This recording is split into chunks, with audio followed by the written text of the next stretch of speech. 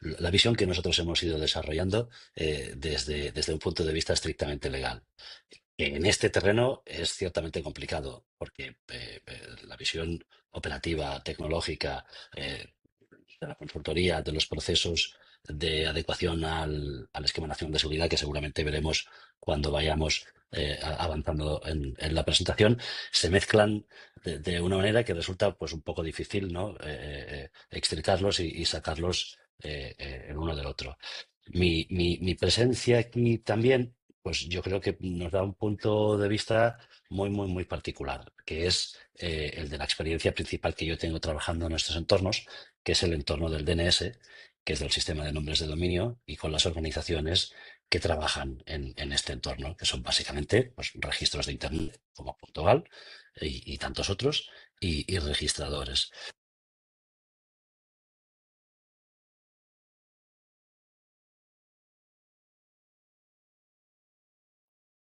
Nacho, creo Los que te dominios, perdimos el sonido. Ah, vale. Ahora sí, sí, de sí, nuevo. disculpad, me había salido un aviso y ahora estaba viendo a ver qué tenía que hacer, si quedarme o salir de nuevo otra vez. He optado por quedarme y parece que he acertado. Entonces, en los dominios de carácter lingüístico y cultural, que son unos cuantos, tenemos unos treinta y tantos en el grupo. La mayoría están en Europa y están además en diversos regímenes territoriales y jurisdiccionales, porque tenemos, bueno, tenemos todo lo que hay en España, .gal, .eus, .madrid y .cat. Tenemos en Francia, tenemos en Alemania, en Austria, en los Países Bajos, con lo cual también tenemos que discutir mucho cómo va a avanzar esta transposición de la normativa en el ordenamiento interno de cada uno de ellos para ver si realmente el objetivo del legislador, como veremos ahora, que era armonizar el marco de la ciberseguridad, se está cumpliendo o no. Bueno, eh, lo primero que quiero decir cuando ya empecemos a hablar de normativa es que realmente va a suponer un enorme impacto. Esto no es una cosa que puedas decir de todas las normativas que se hacen. La mayoría no son ajenas o van pasando y solo nos las encontramos cuando hay algún incidente o una cuestión técnica que resulta que requiere que adaptemos un proceso u otro, sobre todo si hablamos en el entorno de tecnologías de la información como entiendo que estamos hablando aquí. Pero esta normativa no va a ser así, va a suponer un gran impacto para todo el mundo. Eh, yo creo que además por motivos de diversa índole. El primero es que a nivel de extensión va a acabar afectando a un número de empresas enorme. Todas las que están incluidas bajo los anexos uno y 2 de la directiva, que luego están también trasladados al ordenamiento jurídico español, y en esos nos centraremos, como por toda la gente que se va a tener que ver involucrada en prestarle servicios a estas empresas para poder adaptarse o porque formen parte de la cadena de suministros de estas empresas y también tengan que acabar adaptándose. Esto es el impacto que le podríamos llamar horizontal, ¿no? A cuánta gente afecta, a una enorme cantidad de empresas y entidades y administraciones públicas. Pero también tiene un impacto, podemos más verticalizar por la profundidad a la que va a llegar en todos los procesos de organización de los sistemas de información que tenemos en todas las empresas. Va a tener que suponer que mucha gente que ya había hecho muchos esfuerzos para adaptarse al Esquema Nacional de Seguridad o a ISOs pues tengan que reflexionar sobre cómo hacer una nueva readaptación a lo que le exige la normativa en España, y a quien no lo haya hecho, pues va a suponerle un enorme esfuerzo inicial de adaptación, porque muchas cosas que vemos en muchas empresas pues ya están y hay que protocolizarlas y documentarlas y acabar de extenderlas en toda la organización, pero hay muchas que no están. Eh, y esto va a tener que ir acompañado de una generación de la conciencia en las organizaciones al respecto de las tareas y la dedicación que supone todo este proceso, ¿no? A- a- Pensando en cómo equiparar esto con procesos anteriores que todos hayamos conocido un poco, pues salvando las distancias, pero parece un poco el impacto que supuso el Reglamento General de Protección de Datos en su momento, hace ya 7 años. Y además tiene algunas cosas. parecidas, no en la normativa que regula, que también, porque los datos son un elemento muy importante de cómo hay que hacer este proceso de adecuación, sino por dos elementos que son muy concretos. El reglamento de protección de datos no venía del vacío, igual que la NIS 2 no viene del vacío. Había una normativa anterior que ya lo regulaba, pero el tipo de conciencia que generó y el tipo de fama que cogió en todo el mundo mm, para darse cuenta de que era una normativa a la cual todo el mundo tenía que acogerse y tenía que ver cómo iba a cambiar los procesos de organización, pues en ese sentido yo creo que sí que se parece mucho. Bueno, ¿qué marco normativo tenemos aquí? Pues tenemos principalmente la directiva 2002/2555, creo, eh, que se titula relativa a las medidas destinadas a garantizar un elevado nivel común de ciberseguridad en toda la Unión. Y la llamamos NIS 2, como decíamos, ¿no? Porque ya viene de que existió una NIS original. Y en esa NIS original, pues que pasaron, creo que, esta es del 2022 y la otra creo que era del 2016, pues pasaron 6 años en los cuales pues, el legislador europeo empezó a considerar que había habido em, deficiencias en su proceso de adaptación, digámoslo así. Diferencias de aplicación en los diversos Estados miembros, no se habían quizás establecido esos elementos mínimos para el funcionamiento de un marco común, y yo creo que la NIS 2 lo que viene a tratar de solucionar es esto. Además, ampliando el número de empresas afectadas porque amplía el número de industrias al cual se tiene que aplicar. Y además añade pues una serie no sé si de clarificaciones, pero sí de descripciones un poco más exhaustivas de qué es lo que espera de las empresas sujetas, ¿no? Esta es la directiva. Entonces, como directiva, tiene que tener una ley nacional en cada uno de los Estados miembros. Y ahí, pues como siempre, todo el mundo va tarde. España va tarde, como siempre, pero España no va sola, porque si no recuerdo mal, pues creo que hay aún 23 o 24 Estados miembros que aún no han empezado la transposición. Y la transposición tenía que haber sucedido el 17 de octubre del 2024. Tenía que haber sucedido. No, no tenía que haber empezado, tenía que ya haber sucedido.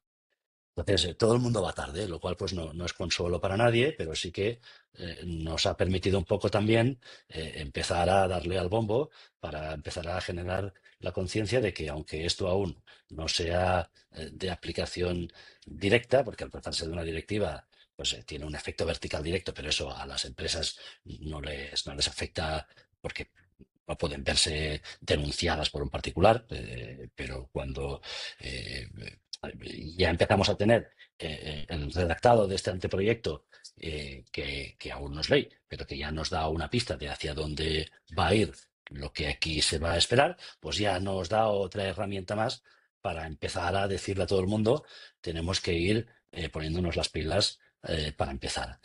Este es el anteproyecto. No recuerdo si se aprobó en enero o en febrero de este año, pero no sé que alguien tenga una información que a mí se me haya pasado. De momento sigue siendo un anteproyecto. ¿Qué significa esto? Pues significa que aún tiene que pasar una revisión y tiene que pasar pues, todo el procedimiento de aprobación parlamentaria antes de convertirse en ley. Y cuando se convierta en ley, esperemos que haya un periodo de adaptación y que, aunque sea pues, vigente desde el primer día, algunas de las obligaciones no sean exigibles desde el primer día para todo el mundo, porque si no podemos tener una escabechina. Una escabechina, bueno, pues no sé si se traduce bien al castellano, pero podemos tener una situación un poco complicada de gestionar. Entonces, hay otra norma que hay que tener. Hay reglamentos de, de- de- de- que precisan lo que tiene que hacerse en la gestión de incidentes para una serie de entidades determinadas, que son las del DNS, pero eso lo dejamos de lado. Hay otra norma que aquí también importa mucho, que es el Real Decreto que regula el Esquema Nacional de Seguridad. que es a efectos de practicidad lo que luego vamos a tener que tener en cuenta para ver cómo cumplimos con lo que nos dice la NIS 2. Y en ese sentido yo creo que el anteproyecto es claro y que además se vincula a una norma en la que ya tenemos muchas guías que nos pueden orientar hacia dónde ir y que además pues, está rodado, que es un sistema de mecanismos de control que todo el mundo ya conoce y que además pues a nivel técnico no os sorprende porque se basa en un tronco que es equivalente al de la ISO 27001, con lo cual todos ya nos situamos sobre un terreno que da una cierta tranquilidad y una cierta certeza hacia dónde hay que ir dentro de la empresa para poder estar de acuerdo con los requisitos que te establece la NIS 2. Entonces, ahora sí, ya me centro en las cuatro áreas que yo creo que hay que tener en cuenta a nivel regulatorio, a nivel legal, y que son las que importan. La ley, la verdad es que no es una ley agradecida de leer, la directiva, y el anteproyecto yo creo que sí que es un poco más claro y más, no, cómodo no es la palabra, pero hecho con más tino a la hora de poder ser interpretado por gente que no tenga formación jurídica. Pero los cuatro elementos que para mí creo que tenemos que tener en cuenta es a quién afecta, ¿no? ¿Quién se ve interpelado por esta ley? A mí me va a aplicar y de qué manera. Y si no es a mí, porque yo no estoy directamente afectado, si yo trabajo con alguien que sí, ¿de qué manera? Luego entraremos en cada uno de estos cuatro puntos, pero dejadme primero a anunciarlos. Luego, lo otro, una vez ya sabes si te afecta o no, lo que hay que pensar es qué hay que hacer. ¿Cómo me adapto yo a esta ley? ¿Cómo tendré yo la certeza de que estoy cumpliendo? Eh, eh, y otra pregunta que es normal que se plantee en un consejo de dirección cuando hay que también medir los gastos y los esfuerzos. ¿Y qué pasa si no lo hacemos? ¿No?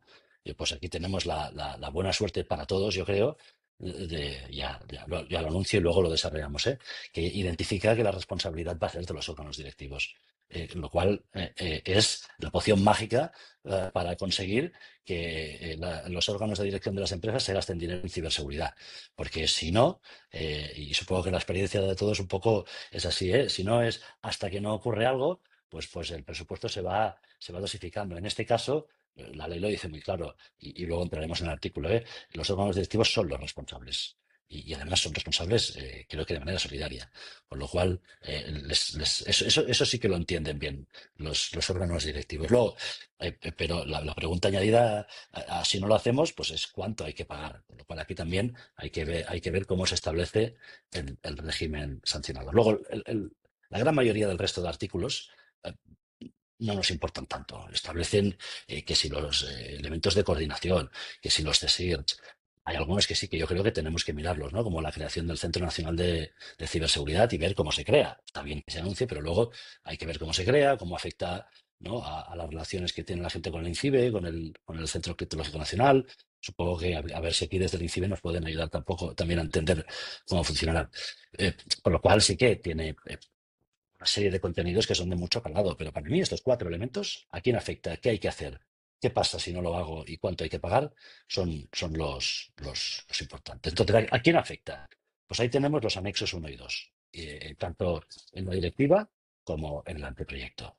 Y para ir rápido, porque creo que ya me estoy extendiendo demasiado, y me gustaría entrar en el régimen de prácticas sobre todo, lo que creo que podemos encontrarnos pues son sectores que se definen de alta criticidad, esenciales e importantes, que dependen también si están en una lista y si tienen el tamaño de grandes empresas, pero que los sectores nos van a sonar como razonable que estén aquí, ¿no? Energía, transporte, banca, infraestructuras de los mercados financieros, sector sanitario, aguas, infraestructura digital. Aquí es donde me imagino que estamos todos. Gestión de servicios TIC de empresa a empresa, en nuestro caso, en el caso del anteproyecto en España, pues las entidades de la administración pública, y aquí hay ayuntamientos, municipios con cierta relevancia, espacio, industria nuclear, etcétera. Estos son los que se definen como alta criticidad.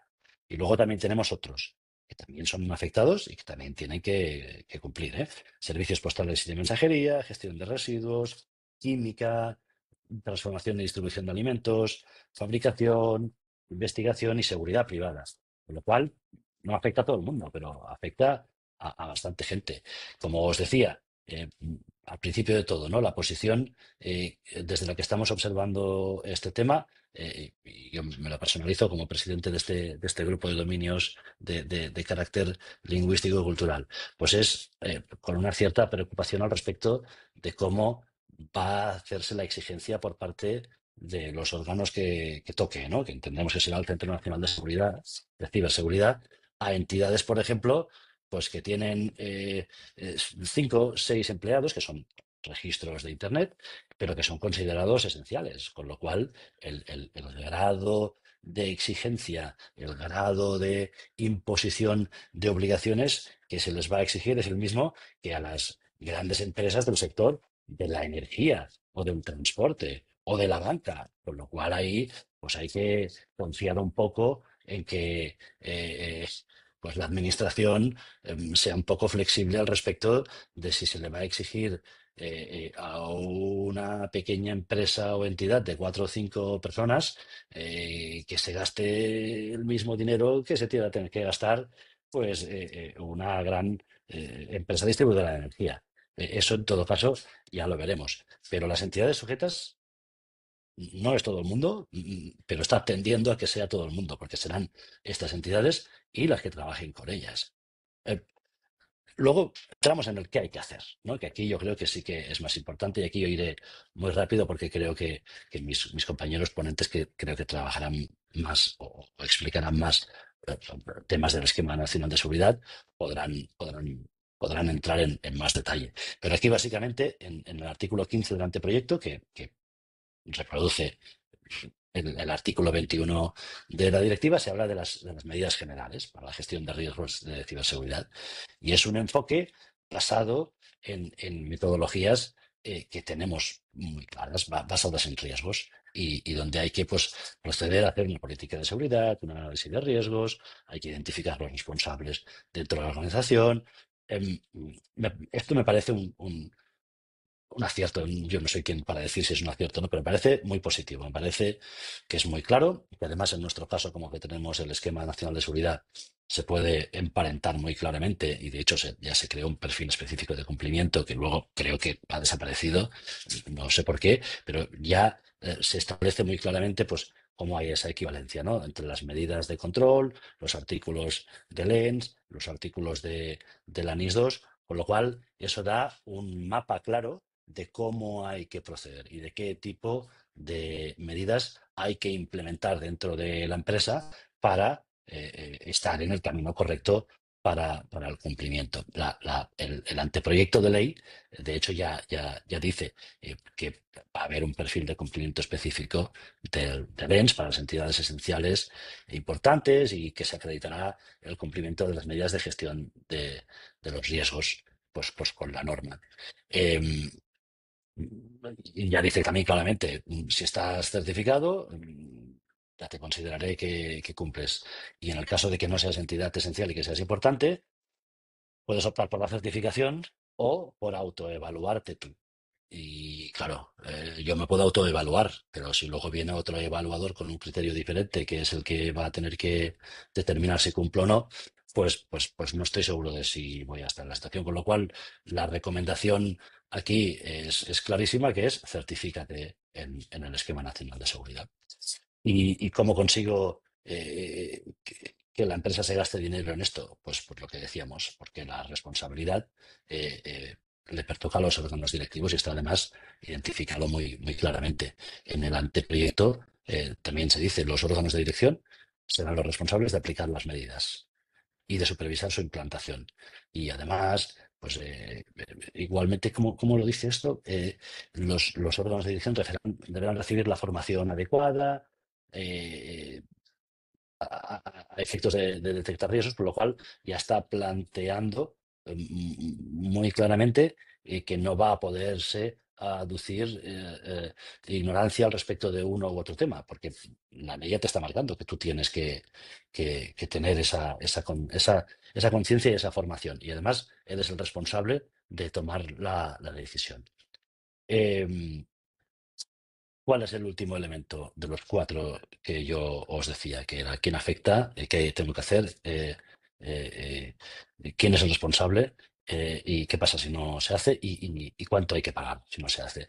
Pues ahí el régimen sancionador, pues ya también ha establecido un régimen muy claro, ¿no? En el caso de unas sanciones, os hablo de la banda máxima de las sanciones para entidades esenciales importantes en dos elementos concretos, que es cuando no se produce la implantación de las medidas técnicas o el incumplimiento reiterado. Pues ahí las sanciones son importantes.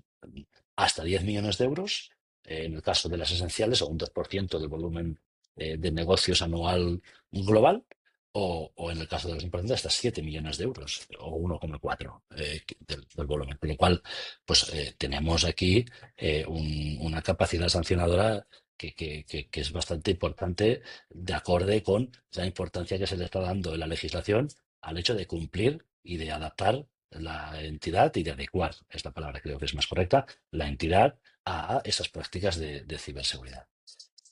Luego, a partir de aquí, pues hay otros aspectos, como os decía antes, ¿eh? La diferenciación entre entidades esenciales importantes es importante, las capacidades de supervisión que tendrá esta agencia, el centro, perdón, no la agencia, el Centro Nacional de Seguridad, de Ciberseguridad serán importantes porque también determinarán cuál es su acercamiento y cuál es ese acercamiento proactivo, especialmente para las entidades esenciales, pero también será bueno ver cómo se acaba conceptualizando ese Centro Nacional de Ciberseguridad. Con lo cual, con conclusiones preliminares muy rápidas, que soy que me estoy pasando del tiempo.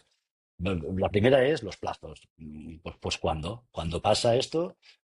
¿Cuándo entra en vigor? ¿Cuánto tiempo tenemos para adaptarnos? Lo de los plazos es importante, pero yo creo que igualmente, independientemente de los plazos, hay que empezar ya. Y ese es el consejo que se le puede dar a todo el mundo. No te esperes no sé si fue vuestra experiencia también, pero la nuestra como abogados en el proceso de adaptación al Reglamento General de Protección de Datos es que todo el mundo se esperó a último momento y que había gente a la que únicamente podías atender al cabo de 6 meses.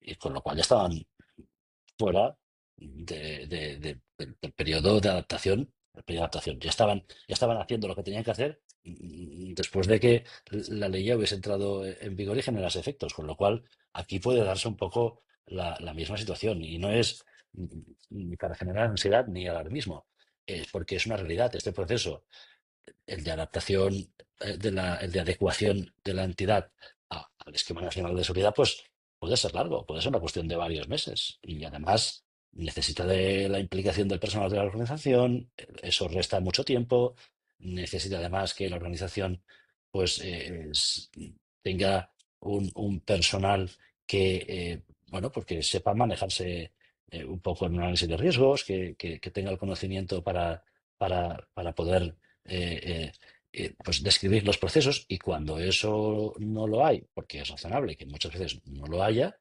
pues hay que contar con que te ayude el profesional externo para hacerlo. Y eso además pues puede ser pues también más tiempo y un proceso pues un poco más complicado. Em, ¿Qué se puede ir haciendo ya?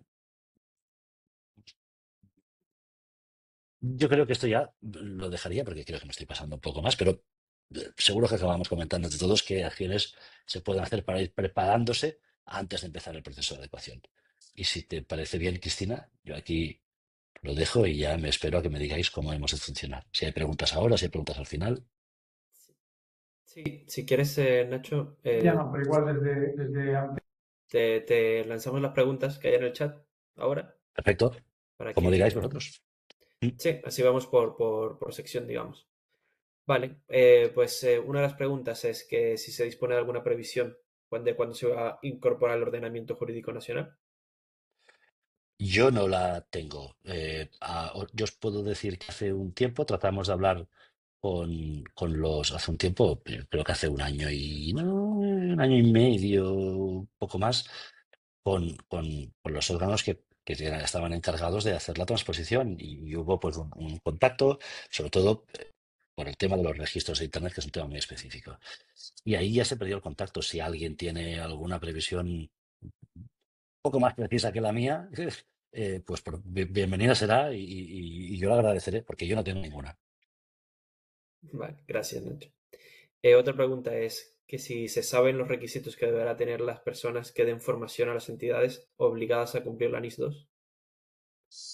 Pues no, yo creo que va a haber una serie de requisitos formales que van a tener que estar incluidos en un listado, creo que del Ministerio de Interior, ahora no recuerdo, para ser responsable de seguridad en algunos casos, pero para dar la formación no sé si hay una certificación previa. Yo creo que no, yo creo que cualquier consultoría que se dedique a estos temas puede hacer el proceso de adecuación y puede incluir las sesiones de formación pertinentes, porque ya os digo, yo creo que no hay ninguna regulación o certificación específica al respecto.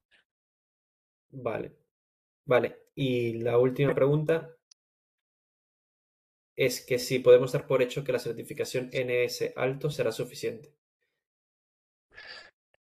Pues depende de para qué, depende de para qué. Creo que sí. Sí, Yo creo que sí. O sea, yo creo que vale. incluso en algunos casos, con la media, tú puedes empezar a demostrar que estás empezando el proceso y que tienes que empezar de manera gradual y que estás en un proceso de mejora continua para llegar al alto en función del abasto. Y luego puede que en algunos casos el perfil de cumplimiento específico diga, tienes que hacerme esto en concreto si tú quieres considerarte como validado por la NIS 2. Pero bueno, para eso tendremos que esperar al perfil de cumplimiento específico definitivo, porque supongo que pues, todos los que hemos ido siguiendo el tema nos descargamos la guía 800 del CCN con el que contenía el perfil de cumplimiento específico, pero luego creo que se retiró, por lo cual pues no sé si podemos seguir regiéndonos por ella o no. Vale, vale, perfecto, Nacho. Hay más preguntas, pero sí damos paso para las demás secciones y luego si hay tiempo, pues volvemos a ellas. Perfecto, ¿Te parece? muy bien. Vale, muchas gracias. Vale, continuamos entonces. Le damos la bienvenida a Cris Filgueira, que ha conseguido conectarse.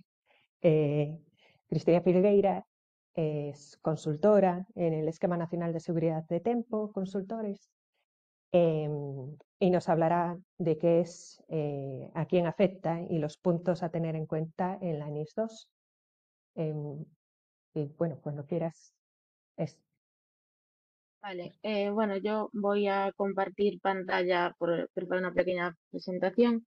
Bueno, de todas formas iré hablando todo para los que no podáis mirar la pantalla o lo veis pequeñito. Eh, a ver,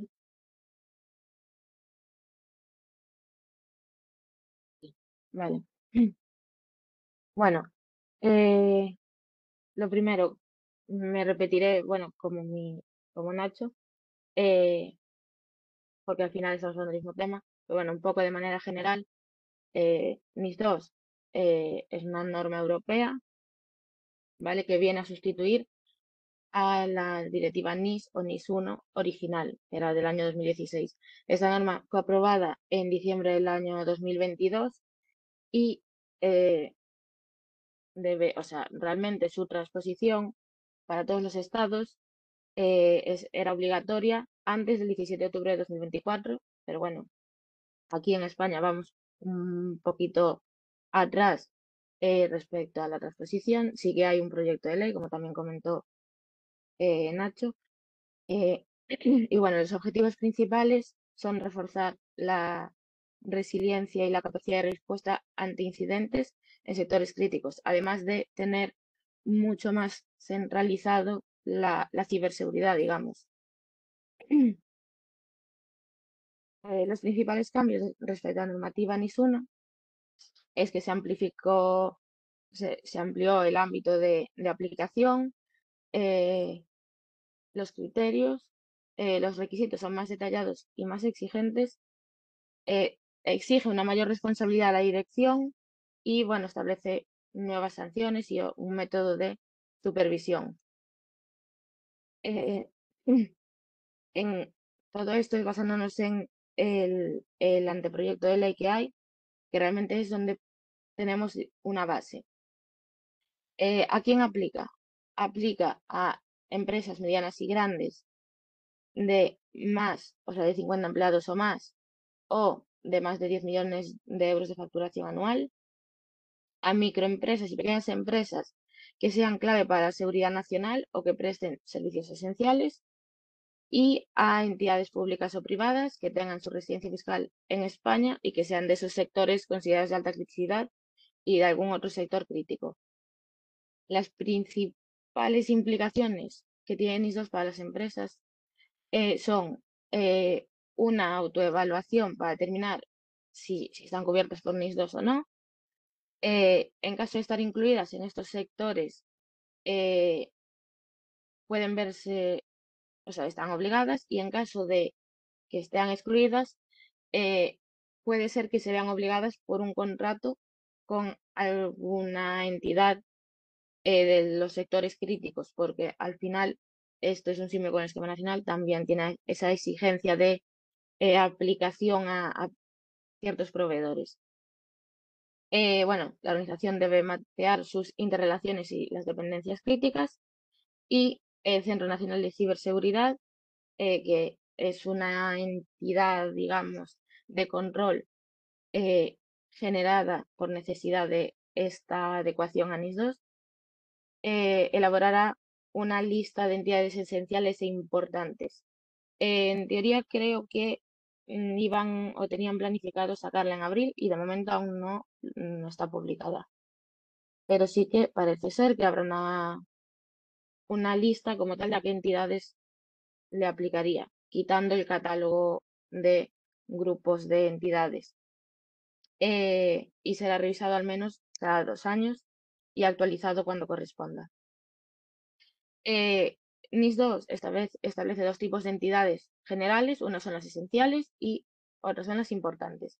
Dentro de las esenciales, aquí tenemos algunas de las consideraciones, que son entidades que se consideran grandes empresas, que emplean más de 250 trabajadores y tienen un volumen de negocio anual superior a 50 millones de euros, prestadores cualificados de servicios de confianza y registros de nombres de dominio de primer nivel, así como proveedores de servicio DNS, independientemente de su tamaño. Proveedores de redes públicas de comunicaciones o de servicios de comunicaciones disponibles para el público, que sean considerados como medianas empresas, las entidades de la Administración General del Estado y administraciones de las comunidades autónomas, cualquier otra entidad recogida en el anexo 1 o 2 del anteproyecto de ley, además de las identificadas como críticas, y, bueno, entidades identificadas como operadores de servicios esenciales en virtud del Real Decreto Ley 12/2018. Los sectores, algunos de ellos esenciales, que sí o sí se ven afectados por NIS2 son de energía, electricidad, petróleo, gas, hidrógeno en general, el transporte, ya sea aéreo, ferroviario, marítimo, por carretera, banca y mercados financieros, agua potable y aguas residuales, salud, infraestructura digital y administración pública. Después, las entidades importantes son, bueno, las que sean el único proveedor en España de un servicio esencial, las que, si hay una perturbación del servicio prestado por esa entidad, puede tener algunas repercusiones significativas sobre la seguridad nacional, seguridad pública, orden público, la salud pública, la actividad económica o la prestación de los servicios. Que una perturbación del servicio prestado por la entidad pudiera inducir riesgos sistemáticos significativos, en particular para los sectores en los que tal perturbación podría tener repercusiones de carácter transfronterizo. Cuando la entidad pertenece al sector público, entidades críticas de conformidad con la normativa aplicable a las medidas de protección de las infraestructuras críticas, y municipios cuya población sea superior de 20.000 habitantes y las entidades de su sector público institucional. Bueno, básicamente los sectores cubiertos como entidades importantes son servicios postales y de mensajería, fabricación de productos médicos y electrónicos clave, gestión de residuos, producción y distribución de productos químicos, proveedores TIC y servicios digitales no críticos. Las principales obligaciones a las que nos obliga NIS2 es a tener un proceso de gestión de riesgos con todo lo que ello implica, que lo veremos a continuación, planes de respuesta a incidente, notificación de incidentes, es muy específica, hace mucho hincapié respecto a cómo se ha de hacer. Es más, también lo veremos más adelante, la no notificación de un incidente grave puede repercutir en sanciones económicas a las organizaciones. Responsabilidad y formación de la alta dirección y supervisión y sanciones, que al final es lo que comenté antes.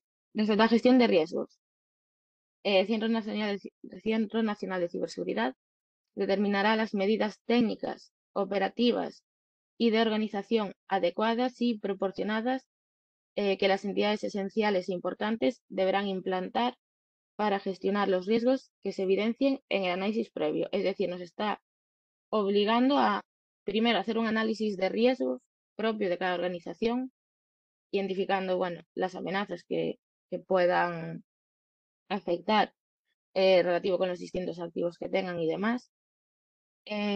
Las medidas de seguridad tomarán como base las contempladas tanto en el esquema nacional como en normas técnicas europeas e internacionales equivalentes. Es decir, bueno, se basarán en las del esquema nacional, como comentó Nacho.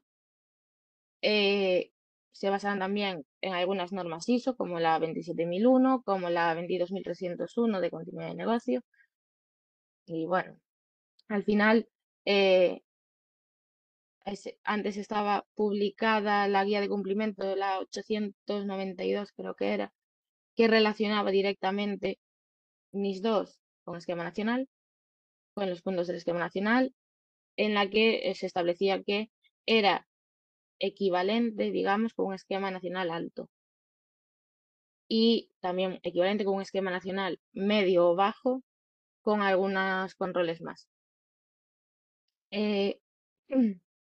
Vale, el Centro Nacional de Ciberseguridad podrá aprobar perfiles específicos de cumplimiento de obligaciones con el fin de tener debidamente en cuenta los diferentes grados de exposición de las entidades, el tamaño de la entidad y la probabilidad de ocurrencia de incidentes y su gravedad y repercusiones sociales y económicas.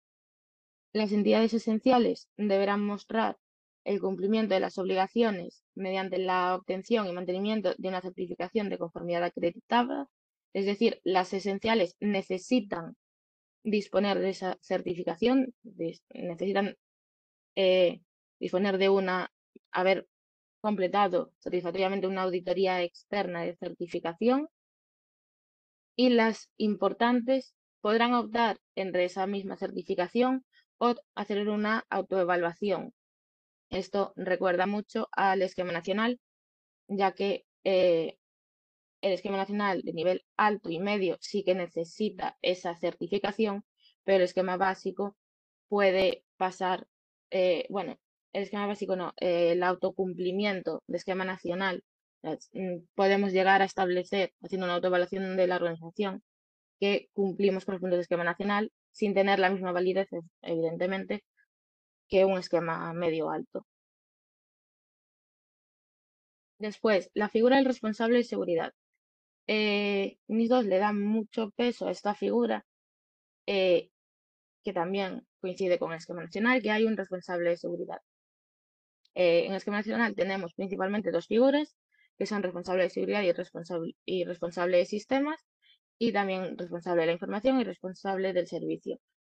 NIS2 lo que requiere es que haya un responsable de seguridad, ya sea una persona, una unidad o un órgano colegiado que sea el responsable de seguridad de la información, y tendrá las funciones de punto de contacto y coordinación técnica con las autoridades de control.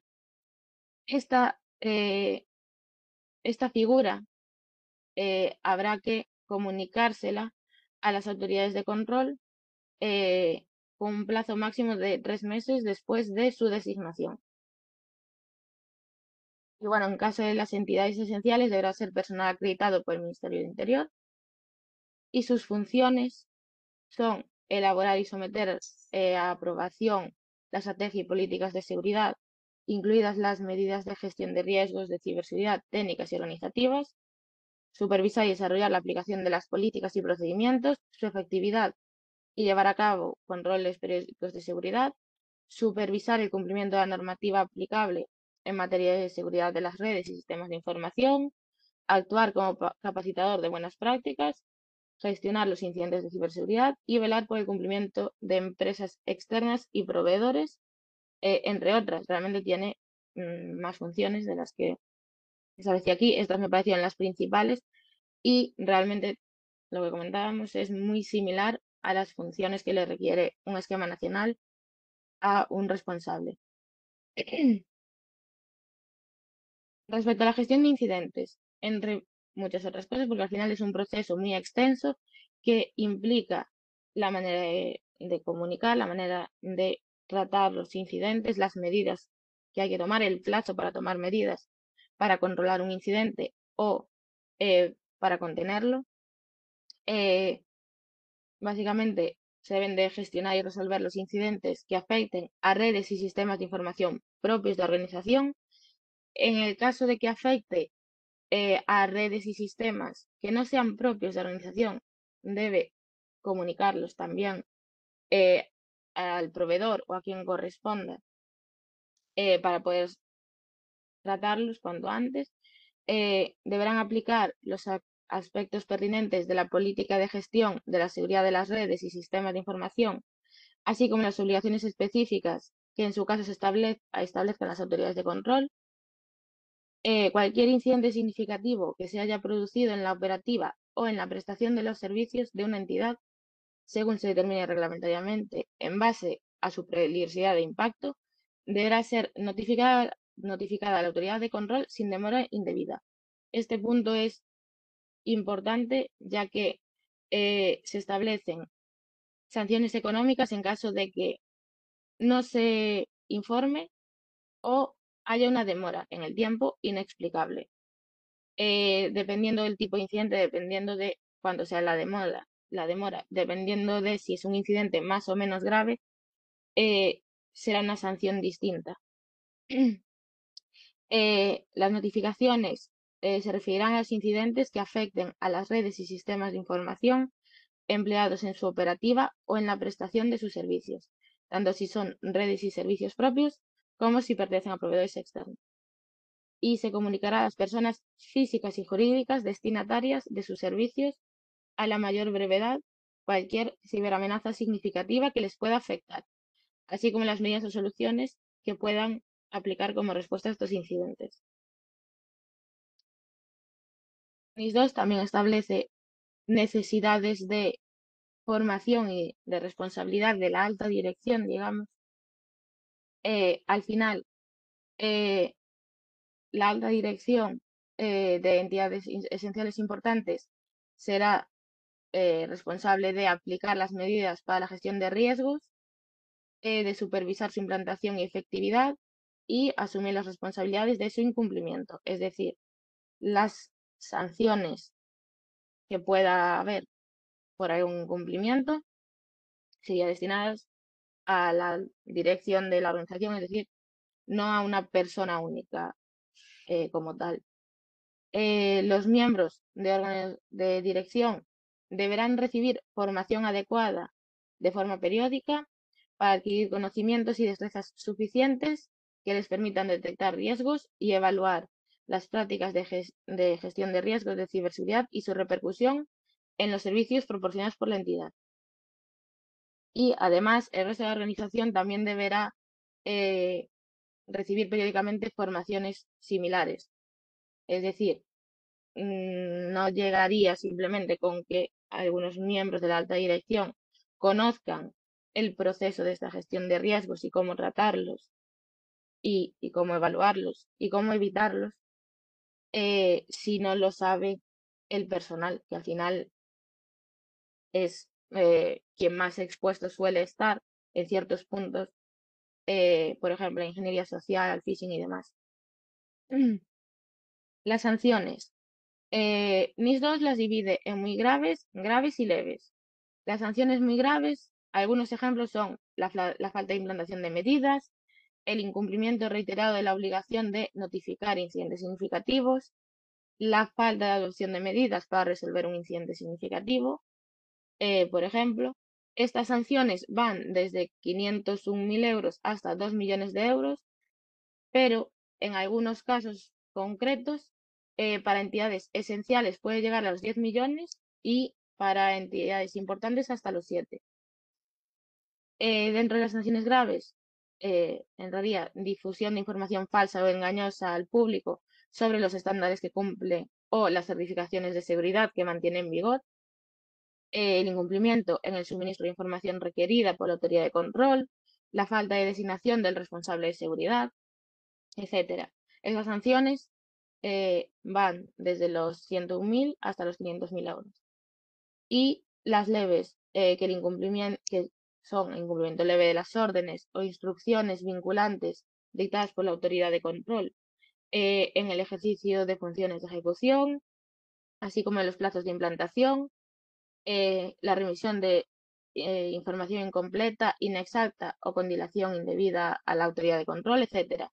Y estas sanciones van desde 10.000 hasta 100.000 euros. Desde la consultoría, que al final es el enfoque que le intenté dar a toda esta documentación, las fases que hay, digamos, son primero un diagnóstico inicial, que es una evaluación del grado de cumplimiento actual, identificación de las brechas respecto a los requisitos específicos de NIS 2, una revisión de políticas y procedimientos en caso de que ya exista esa documentación y una revisión de arquitectura tecnológica de la organización también. Bueno, se hace una pequeña hoja de ruta de cumplimiento con una priorización de acciones que al final las modificaciones técnicas que haya que hacer normalmente son las que más tiempo suelen llevar y la planificación de recursos, una implicación de las partes interesadas. Al final es un trabajo conjunto de toda una organización con distintos departamentos normalmente, una coordinación con los proveedores clave y, bueno, sensibilización interna del personal. Y después, bueno, el diseño de políticas, manuales, protocolos y la trazabilidad de acciones y decisiones clave. Al final, todas las normas de seguridad de información van a tener una parte documental, una parte de evidencias, que dentro de las evidencias está evidencias propias documentales de registros, de revisiones, de inventarios y por otro lado la parte técnica, que al final es una revisión de la configuración de un panel de control, por ejemplo, la configuración de un antivirus o de un propio firewall. Como conclusiones, la NIS 2 no es opcional, es una obligación legal, ¿vale? Establece qué sectores se ven afectados y tienen que darle cumplimiento. Afecta a muchas más empresas que la directiva anterior, la NIS 1, eleva la madurez digital de la organización, refuerza la confianza con los clientes y los socios y mejora la posición frente a amenazas futuras, porque al final la implantación de más controles técnicos, sobre todo de seguridad y más revisiones y más exigencia, va a resultar en una mayor seguridad frente a las amenazas existentes y también de método de prevención para las que puedan aparecer con el tiempo. Y eso es todo. Vale, muchas gracias, Chris. Si quieres, te lanzamos unas preguntas que hay en el chat Vale, rápidamente antes de darle sí. paso a Diego. Vale, nos preguntaban si las empresas de seguros y brokers aplicaría la NIS 2. Pues, a ver, realmente de seguros como tal, yo entiendo que no, pero bueno, al final eso habría que ver cada caso. En la propia, en el propio proyecto de ley publicado hay un anexo donde aparecen tanto las que se consideran esenciales como las que se consideran importantes y ahí lo adecuado sería comprobar en cada caso ahí y al final, si llegan a publicar esta lista de entidades afectadas, lo mejor es comprobar. Vale, respecto a eso, que yo creo que también va a responder a varias preguntas, si existe alguna manera de verificar la obligatoriedad de una empresa de cumplir con la directiva NIS 2. Claro, al final es lo que comentaba. En este documento realmente obligatorio para empresa privada como tal, son los sectores que aparecen como esenciales y los que aparecen como importantes. Realmente los esenciales son los que tienen que pasar esta certificación, digamos, que es lo que estamos a la espera de tener alguna información. Vale, Bueno, el documento está publicado, buscando anteproyecto de ley de NIS 2, aparece publicado por el Ministerio de Interior, creo. vale, Bueno, está publicado. vale. Muchas gracias, Chris. Mm. Y si queréis, pues doy paso a Diego, porque vamos justos de tiempo y luego respondemos las preguntas. Vale, pues nada, yo también os voy a compartir, tengo una pequeña presentación, dejadme un momento que os la publico. Un segundo. Vamos a hacerlo así.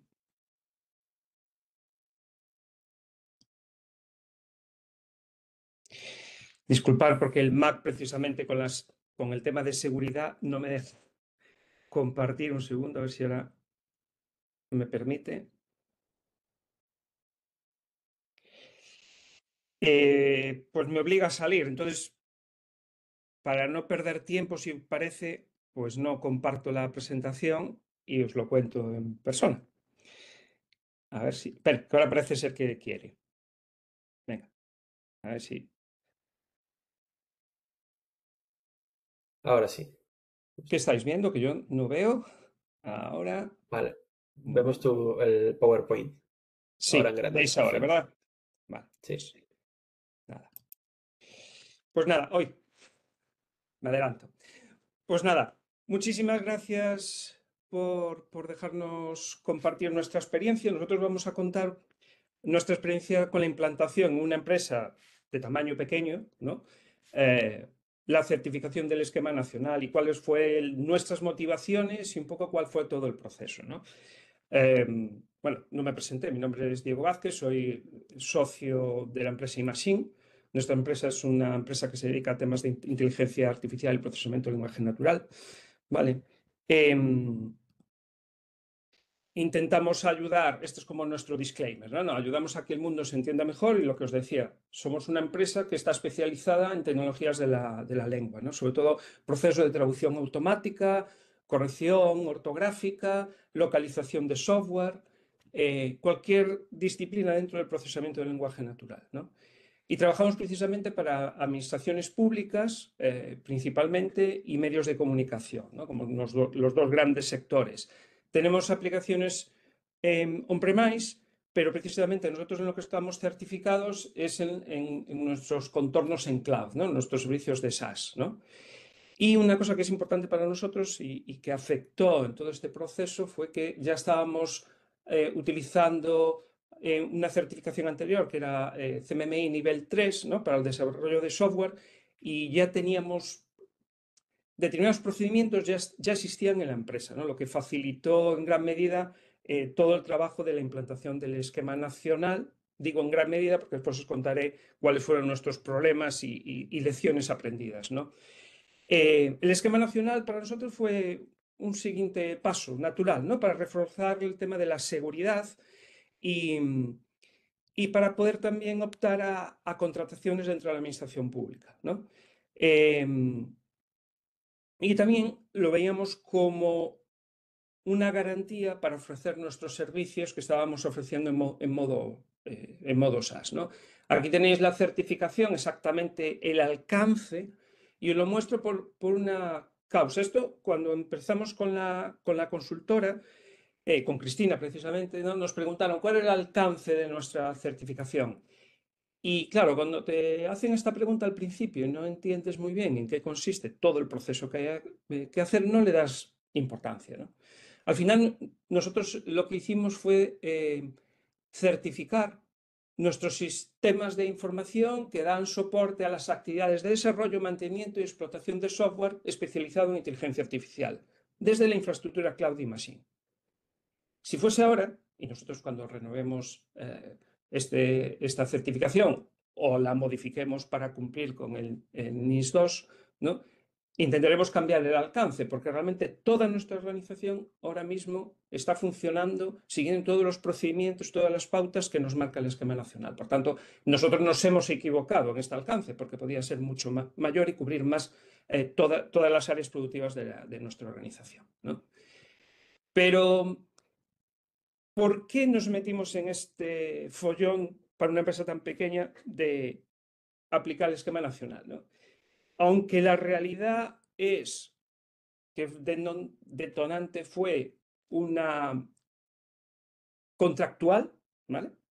Pero es cierto que ya en el 2021, y por el ataque aquel que supongo que recordaréis que sufrió la SEPE, comenzamos a trabajar en una certificación, en ese caso en la ISO 27001, porque nosotros en ese momento estábamos trabajando para un ministerio y nos empezaron a preguntar si contábamos con algún tipo de certificación o teníamos implantado algún tipo de procedimiento que pudiera indicar que nosotros, como proveedores de la administración pública, pues estábamos cumpliendo con nuestras obligaciones con la ciberseguridad. Entonces, ahí arrancamos con la ISO 27001. ¿Qué ocurre? Que en el 2022 ganamos un concurso con una administración pública gallega que entre sus bases obligaba a tener el esquema nacional y te daban como pauta 2 años para poder conseguirlo. Entonces cambiamos y como prácticamente todos los procedimientos eran traspasables al esquema nacional con otros requisitos que había que cumplir, pues acometimos el proceso de certificarnos en el esquema nacional. Pero tengo que decir una cosa que para nosotros en nuestra cultura de organización fue importante, ¿no? Pronto vimos que el esquema nacional no era solo una certificación para poder contratar con la administración pública, que era un requisito que nos exigían, sino que nos ayudaba a reforzar todos nuestros procesos internos, ¿vale? Que normalmente estaba todo procedimentado, y darle importancia a la parte de la seguridad, que pensábamos que lo estábamos haciendo bien, pero nos dimos cuenta que nos faltaban muchas acciones por hacer y implementar, ¿no? Entonces lo tomamos como un refuerzo de lo que teníamos en ese momento, que eran los procedimientos de CMMI, y como algo de cultura de empresa. Y esto lo voy a recalcar porque si no implicamos a toda la organización, ahora se hablaba de la implicación que van a tener dentro del NIS 2 de la alta dirección como responsable, y cuando iniciamos este proceso se nos dijo la dirección tiene que estar involucrada en este proceso. Yo lo amplío. Toda la organización tiene que estar implicada en este proceso y hay que hacerlos partícipes desde el principio, ¿no? Ahora os contaré nuestra experiencia. Durante el proceso, ¿qué hicimos? En primer lugar, la ayuda externa es clave, tanto de encontrar una consultora que empatices, que tenga una manera de trabajar que sea compatible con la tuya, horarios y etcétera, ¿vale? La forma de trabajar. Esto lo añado a otro tipo de consultoras que pueden ser muy útiles, sobre todo en organizaciones pequeñas que no tengan un grupo importante dentro de, o sea, un área, por ejemplo, de sistemas o gente que controle mucho de toda la parte tecnológica que tiene que dar apoyo al esquema nacional. Nosotros no lo hicimos de esa manera, no nos apoyamos en una consultora externa, lo intentamos hacer de manera interna y nos costó más trabajo de lo que contábamos, ¿no? Después, hacer un grupo de trabajo importante, que la gente esté motivada y entienda las necesidades. Y esto parece, a veces todo el mundo dice que sí, pero después, cuando empiezas a ver la lista de requisitos o de medidas de seguridad que hay que cumplir, pasas momentos de agobio. Entonces es necesario que ese grupo, que es el que lidera todo el proceso, que esté muy alineado entre ellos y que ayude, ¿no? En los desafíos técnicos, vale, nuestra empresa es una empresa tecnológica, se supone que sabemos, pero hay demasiados aspectos, pues a lo mejor que nosotros en ese momento no controlábamos, no somos especialistas, nosotros somos especialistas en inteligencia artificial, pero en temas de infraestructura, pues no éramos lo suficientemente conocedores de todas las tecnologías que había que nos facilitaban todas estas medidas de seguridad que teníamos que tener en cuenta, o de monitorización, o backups, o, por ejemplo, cosas tan simples como escoger un antivirus que se adecue al esquema nacional y al mismo tiempo sea fácil para nosotros, que tenga un precio razonable, pues eso consume mucho trabajo, muchas horas, ¿no? Y por eso pongo el presupuesto. Nosotros no establecimos, y os digo de todo lo que hemos hecho mal, no os cuento lo que hemos hecho bien, que hemos hecho muchas cosas bien para poder conseguir el esquema nacional, pero aquello que para nosotros fue importante o que hemos cometido errores como para que os puedan servir si vosotros estáis en ese proceso o queréis iniciar este proceso de una certificación en ciberseguridad, ¿no? Un presupuesto que sea realista, no solo de aquello que nos va a costar, pues hay que cambiar, yo qué sé, pues hay que cambiar el router para que cumple la guía del CNN, o hay que incorporar un sistema de fichaje, o también el tiempo en horas que va a consumir a todo el equipo. Sí. No os voy a decir todas las que consumieron porque no tengo aquí el dato, pero fueron muchísimas horas, ¿no? Nosotros tenemos un sistema en que registramos todo el tiempo, todas las actividades, tenemos hasta el céntimo las horas, el tiempo que le hemos dedicado y por tanto el presupuesto asignado a este proyecto de certificación, ¿no? Y después también hay una cosa que a nosotros no hicimos bien desde el principio, es como os decía, nosotros teníamos el esquema nacional, teníamos la LOPD con otra gente.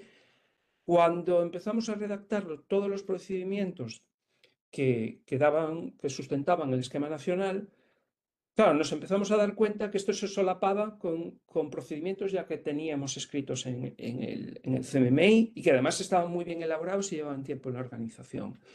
Ahí no lo hicimos bien a tiempo y nos supuso un sobrecoste, un sobreesfuerzo después integrarlos y poner orden en la casa. A veces era muy complicado incluso explicarle a la organización qué procedimiento afectaba, a qué persona le afectaba, hacer un buen mapa de procedimientos. Nosotros tenemos un gráfico por puestos que ayuda a ese procedimiento y después tenemos, por ejemplo, una wiki donde tú entras con tu rol, el rol que tienes, y tienes todos los procedimientos que te aplican con sus plantillas, documentos, etcétera, que tengas que utilizar, ¿no?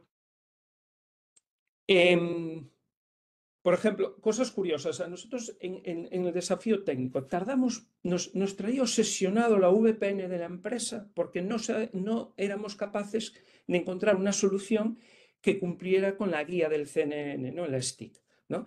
Al final, gracias a contar con una persona especialista que dentro de la consultora nos echó una mano para entender cómo estábamos interpretando mal esa guía y estábamos poniéndonos unas dificultades que no existían. Después lo podemos solucionar de una manera muy fácil. Pero, por ejemplo, no os podéis imaginar los quebraderos de cabeza que tuvimos con este tema durante meses y meses hasta que encontramos la solución, ¿no?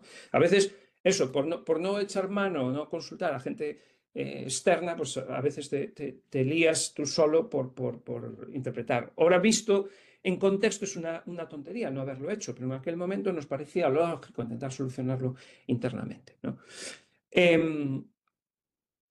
Como vamos mal de tiempo, apuro. ¿Qué cambios, después de implantar el esquema nacional, qué ha aportado para nosotros? Bueno, a nivel de negociación, pues ese contrato que motivó la certificación en el esquema nacional, lo renovamos, o sea, llegamos y podemos renovar. Ahora cuando vamos a un concurso público, si se solicita el esquema nacional, pues ya lo tenemos. Y aparte nos da confianza por parte por la percepción de los clientes y los socios, los partners, los proveedores, ¿no? Y para mí hay otra cosa también muy importante, que es la cultura interna. Nuestro personal entendió perfectamente al final por qué se estaba implantando el esquema nacional, por qué era bueno implantar normas de seguridad, que ya lo sabían, pero vieron como una mejoría de la organización. Y por tanto, tuvieron un compromiso y una responsabilidad mayor. Y después hay otra cosa que para mí es importante. A veces, no sé, yo cuando me enfrenté a esto del esquema nacional y pensaba en la ciberseguridad, pues ¿en qué piensas primero? Pues que no me ataquen, que no me hackeen, que no pinchen un link que no sea, todo eso. Pero después hay un aspecto fundamental y para mí creo que es el más importante, que es el concepto de la continuidad del servicio. Es decir, no solo afecta a eso, sino a que tú puedas prestar los servicios de una manera continua, redundando en la calidad y en lo que te comprometes con el cliente, ¿no? Para mí eso es fundamental. Y os pongo un caso de hace poco, con el apagón. Yo estoy seguro que cuando ocurrió el apagón, si fuese antes de que nosotros teníamos implantado el esquema nacional, lo que nos preocuparía es si me puedo conectar, si funciona el VPN. En este caso, lo primero fue echar mano del plan de continuidad, ver qué cosas había que hacer, comprobar si nuestros clientes, si tenían acceso a Internet en aquel caso, tenían acceso a nuestros sistemas,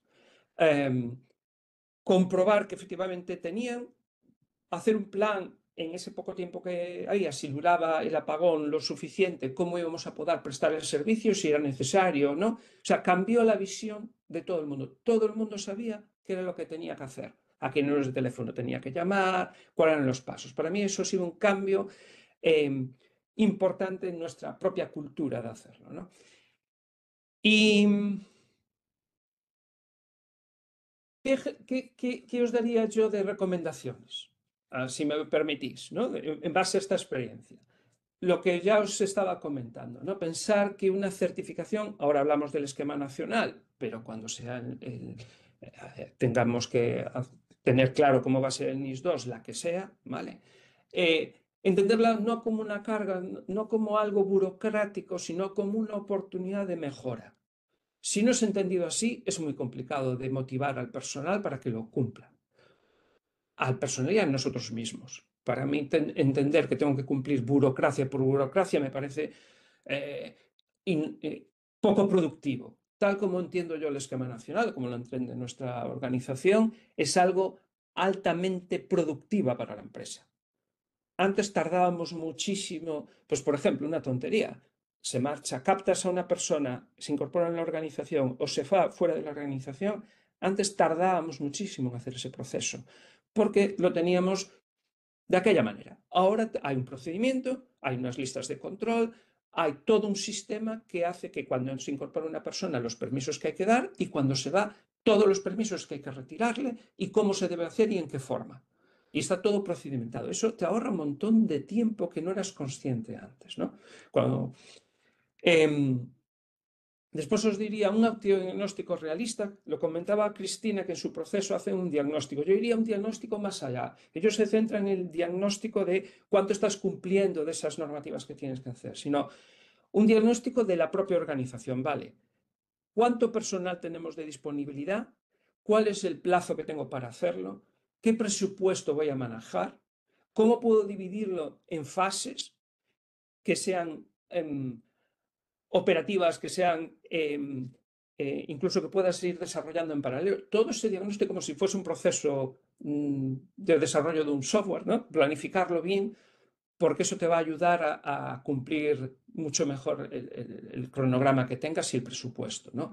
Apoyarse en expertos, ¿sí? Para nosotros contar con gente que nos, sobre todo en la parte tecnológica, en algunos aspectos muy concretos que no teníamos conocimiento, hasta que contamos con alguien que nos echó una mano y nos sirvió de guía, perdimos mucho tiempo y visto con perspectiva no tendría ningún sentido, no tiene sentido, ¿no? Después la implicación de los equipos, ¿vale? Nosotros esto cómo lo organizamos, desde el día 1 que nos pusimos con el esquema nacional, y el esquema te obliga a tener un canal de comunicación, nosotros creamos ese canal en el que participa toda la organización, pero después tenemos unas charlas mensuales sobre bueno, para tener un sitio de de juntarnos todos, que hay mucha gente que está en teletrabajo, pero aprovechamos para bimensualmente, por decir así, hablar sobre todo el proceso que estábamos haciendo dentro del esquema, ir adelantando los procedimientos, lo que estábamos trabajando, cómo iba a cambiar su trabajo, hacer sesiones de sensibilización. Fue todo un proceso que, aunque lo lideraba un equipo pequeño, sí fue apoyándose en toda la organización, ¿no? Y por último, la formación continua de todo el equipo, ¿no? Esto también lo agradece la organización, que se esté formando y que se le esté dando este tipo de formación, porque es importante y, bueno, bien sabéis. Por último, ya por cerrar, por un mensaje final, ¿no? Para nosotros, tal como lo vemos nosotros, cumplir el esquema nacional es solo el arranque, el inicio, ¿no? O la certificación que tenga que ver de seguridad, ¿no? El valor está en cómo transforma nuestra forma de trabajar, ¿no? Y de relacionarse con la sociedad, quiero decir, con nuestros clientes, con nuestros proveedores, con nuestra propia organización. Y bueno, nada más, espero que os valga de algo nuestra experiencia y nada más, si tenéis cualquier pregunta, pues listo. Muchas gracias. Muchísimas gracias, Diego. Creo que, bueno, nos pasamos un poco de tiempo, así que yo creo que tampoco hay más preguntas dirigidas exclusivamente a Diego. Así que, si os parece, doy paso a Bárbara para hacer un cierre de la sesión rápidamente y eso, damos cierre y nada, comentaros que la grabación de la sesión va a estar disponible en la web del nodo para que podáis verla y en el canal de YouTube también. Vale, nada, simplemente remarcar que hoy más, como hemos visto, hoy más que nunca, invertir en ciberseguridad es invertir en confianza, continuidad de negocio y resiliencia, y que desde el Instituto Nacional de Ciberseguridad creemos firmemente que la concienciación y la formación en las empresas es clave, y webinars como esta jornada son un claro ejemplo de que cada día las empresas están más involucradas. Por resaltar brevemente un dato de que existen señales positivas, nuestro servicio de ayuda en ciberseguridad de INCIBE, el 017, atendió 98.546 consultas el año pasado y más de la mitad fueron preventivas. Es decir, que duda antes de que ocurriera un incidente, lo que indica que la conciencia crece. Así que empezamos a entender que la ciberseguridad no va solo de apagar fuego, sino de evitarlo. Aún así, muchas empresas siguen sin planes de contingencia, sin formación específica ni recursos dedicados a proteger su infraestructura digital. Y esto, en un mundo hiperconectado, es un riesgo que no podemos permitir. Formar y sensibilizar a los profesionales es tan importante como contar con herramientas técnicas. Ya vosotros lo tenéis claro.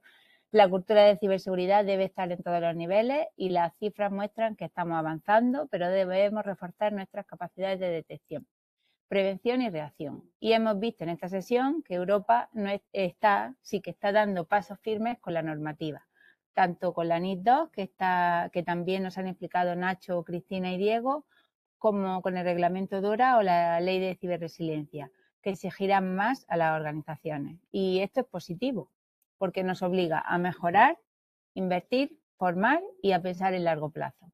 Así que desde INCIBE trabajamos para acompañar a empresas y ciudadanía en este camino, y recordaros que para cualquier duda o problema de ciberseguridad, también de la NIS2, contáis con nuestra línea de ayuda en ciberseguridad del 017, que es un servicio gratuito y totalmente confidencial. Muchas gracias a Cibergal, a dominio.gal, a nuestros ponentes y a todos vosotros por haber estado aquí. Muchas gracias.